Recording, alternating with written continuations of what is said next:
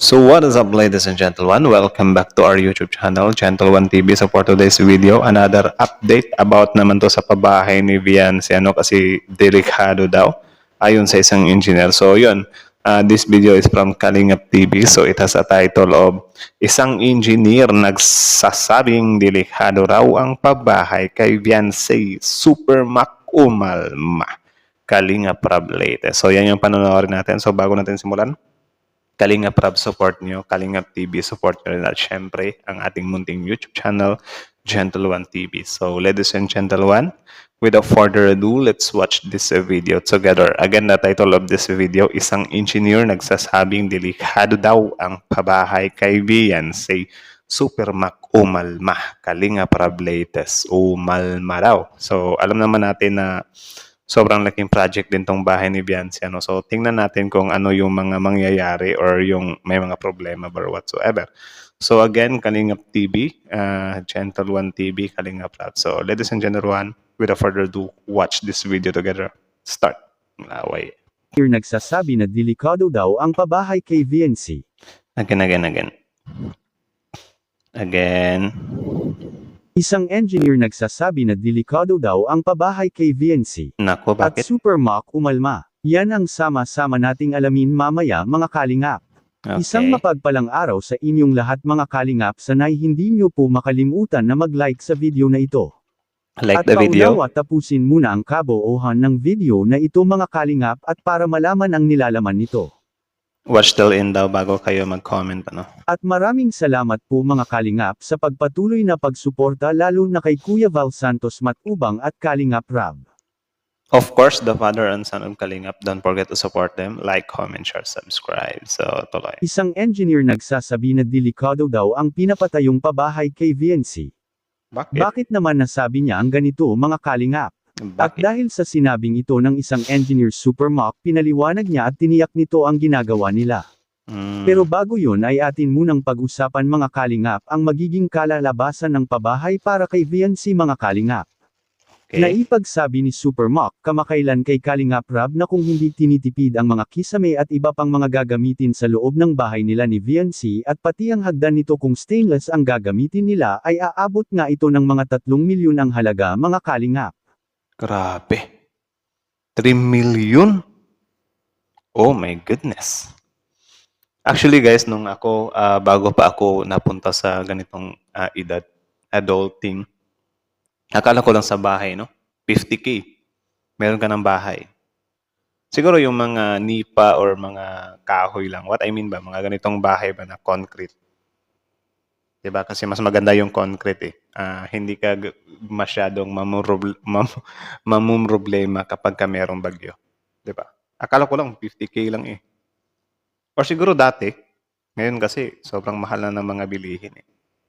Which is tama naman po, mga kalingap, dahil mahal talaga ang isang materyales, lalo na kung mga high quality pa ito, mga kalingap. Tama. Kaya hindi talaga basta-basta ang pabahay ngayon ni Kalingap Rab para kay Viancy. Ngunit aminado naman si Super Mac, mga kalingap, na ang budget na 1,5 milyon ay makabobo na anya ito sa 2 palapag na gagawin nilang pabahay kay Viancy. Pero hindi siya ganong solid. Ganon. Masasabi nating hindi talaga magiging madali ito ang pabahay na ginawa ngayon ni Kalingap Rab para kay Viancy, mga kalingap, dahil ito na ang pinakamalaking pabahay sa lahat at ito na rin ang pinakamagandang pabahay na ongoing pang ginagawa hanggang ngayon. Naipagsabi ni Super Mac na matatapos ang kina Viancy ay aabutin pa ito ng mga 3 buwan, mga kalingap. At malaking problema pa dito, mga kalingap, ang gagamitin sa loob dahil ang budget na hinahawakan pa ngayon ni Kalingap Rab ay ang pangbobo o lang sa 2 palapag na bahay nila ni Viancy. Samantala may isang Actually, yung 1.5 million, kapag hindi naman masyadong magara yung disenyo ng bahay or siguro yung mga tiles hindi siya ganong mga mamahalin, baka kaya yun na matibay pa rin siya. Like, yung tipong bahay na kahit simple lang, hindi masasakripisyo yung yung quality niya. Diba? Kasi alam naman na yan ng mga mga karpintero eh. Diyan naman sila expert talaga. engineer, mga kalingap, na nakapagsabi na mas maganda sana ang mga poste na itinatayo nila Super Mac ay mas magandang malagyan rin ito ng mga bakal, mga kalingap, na kung tawagin ito ay isang tie beam. Ang tie beam ang nagdagdag lakas sa isang pundasyon sa bahay at kung sakaling mayroong sakuna katulad ng isang lindol mahahawakan pa ng husto ang bawat poste sa gagawing tie beam mga kalingap. Actually ngayon ko lang 'to nakita tie beam. Kasi mostly sa mga bahay na nakita ko, poste lang talaga. Tapos nando'n na sa ibabaw yung parang brace ba 'yan or tie beam pa rin yung nasa ibabaw. Kung gusto mo pala ng mas matibay yung bahay mo, pati sa baba lalagyan mo? Okay. Okay, try natin yung at least nakakuha tayo ng idea. Ito ang malaking halaga ng isang pundasyon sa bahay mga kalingap na mayroong tie beam dahil ito ang humahawak at magpapatibay sa buong bahay. Kaya mas maganda talaga sa isang bahay na mayroong tie beam lalo pa at dalawang palapag ito mga kalingap. Mabuti na lang kung walang darating na lindol kung meron ay baka masasayang at baka darating rin sa punto na guguho ang nasa ilalim ng pundasyon ng pabahay kina VNC. Ang ilalim talaga ang unang bibigay kung sakaling may lindol na darating mga kalingap dahil nga ay wala itong tie beam katulad nito mga kalingap. At sa ikalawang palapag naman ay hindi rin naman ito basta-basta dahil marami namang mga bakal dahil sa lalagyan naman ito ng islab at tie beam sa itaas ng poste. Parang yung din, ang nakakamahal kasi sa second floor, yung floor niya din. Kasi syempre, dapat pupunuin mo yun ng bakal.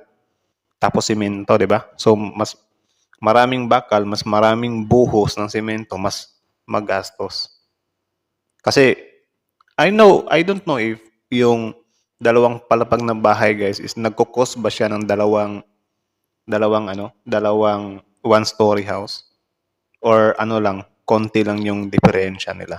Or kahit isa't kalahati lang, hindi talaga siya twice. Kaya matibay talaga ang sa itaas kaysa sa ilalim mga kalingap, at sa kabilang dako naman mga kalingap dahil sa isinabing hindi matibay supermock nilinaw niya ang ginagamit nilang bakal makikita po natin sa video. 10 yung bakal. 130k po yung unang order natin. Siyempre, may panibagong order na naman kayo. 100 plus na naman siguro yun. So, ganun mga kalingap, kagastos po. Kasi, second floor po kasi ito. Tsaka talagang quality na yung mga bakal na ginamit ko dito. Tsaka yung mga bakal na ginamit ko talagang kung na yan. Heavy duty na. Sa pang heavy duty na. Saka talaga, ito talaga yung isa sa matrabaho dito, di ba? Oo, yung pundasyon. Yan talagang pinakamagastos sa lahat, yung umpisa, pundasyon. Kasi talagang dito tayo kukuha ng tibay, laging sa pundasyon tayo kukuha ng tibay bago tayo tumakas. Second floor. Kaya pala yung mga bahay na nakikita ko, yung mga bumubuo na, ba't biglang nag-stop sa paggawa tong bahay na to? Kasi siguro yung iba dyan ay hindi nila di ba? Hindi nila natatansya na yung budget nila, akala nila pang isang buong bahay na pang foundation lang pala. Di ba? Or siguro may mga emergency. I don't know. Kasi saka pundasyon pa lang, talagang gagastos ka na. Baka quality na. Pundasyon.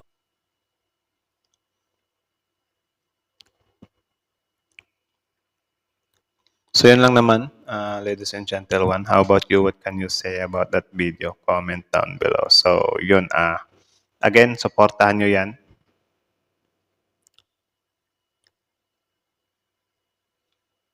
Sino ba yun?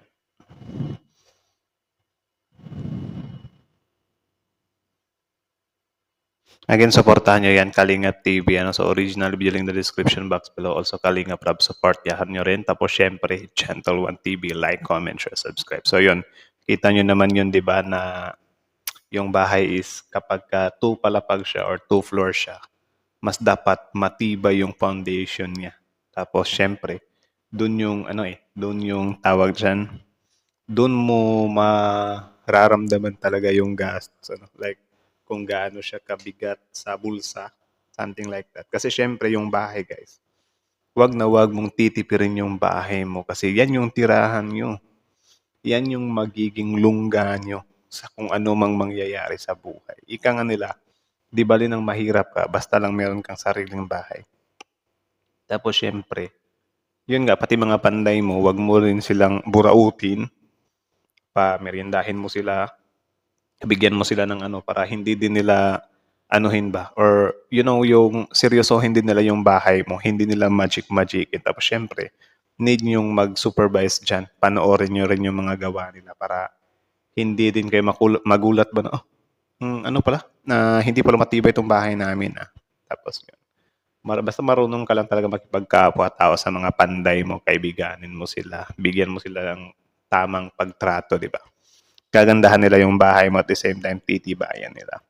So yun, malinaw naman yun, di ba, na 1.5 million yung budget nila. Pero we don't know yet pa rin kung ano yan, may madadagdag pa ba yan? Kasi syempre, alam naman natin na itong bahay kapag kapatapos na, parang dyan din bubuhos yung ano yung suporta, like yung mga sponsor din magbibigay din, ito dapat tiles, mga ganyan, mga daming add-ons ba. So I think papalo yan ng 2 hanggang 3 million so yun, napakaswerte ni Viancy, ano. At syempre deserve din naman ni Viancy yun kasi sobrang sipag niya naman at saka syempre ang galing niyang umarte, ano. So sobrang effective ng EDC Lab team. So yeah.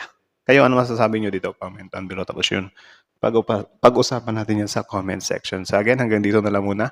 Thank you so much for watching. Ladies and gentlemen, Gentle One TV is out. Like, comment, share, subscribe. Ganun dapat. Tapos may tinapos.